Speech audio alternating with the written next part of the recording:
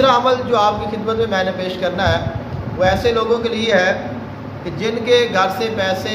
مال روپیہ غائب ہو جاتا ہے، بے برکتی رہتی ہے، پتہ نہیں چلتا، آتے پیسے بہت ہیں لیکن جاتے ہیں تو ان کا پتہ نہیں چلتا کہ کہاں گئے ہیں، بعض دفعہ گھر سے پیسے غائب ہو جاتے ہیں، چوری ہو جاتے ہیں، تو ان کے لیے یہ بہترین عمل ہے۔ آج کے دن کا یہ بھی عمل ہے،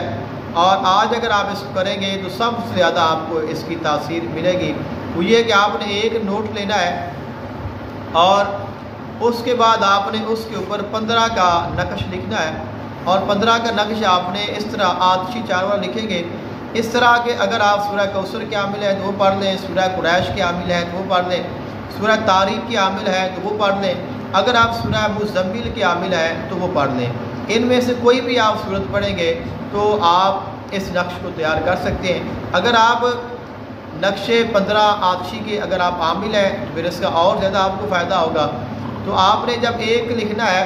تو آپ ایک مرتبہ وہ صورت پڑھیں گے، جب 2 لکھنا ہے تو 2 مرتبہ پڑھیں گے۔ نقش میں جو آپ گنتی لکھتے ہیں، اعداد لکھتے ہیں، تو لکھتے ہوئے جب 1 لکھیں گے تو 1 بار پڑھیں گے، 2 لکھیں گے تو 2 بار پڑھیں گے، 3 لکھیں گے تو 3 بار، 4 لکھیں گے تو 4 بار، ایسے ہی 9 تک آپ نے جانا ہے تو 9 مرتبہ، اور پھر اس تعویذ کے اوپر، اس نقش، اس نوٹ کے اوپر 786 مرتبہ وہی صورت جو آپ نے پہلے پڑھی ہے،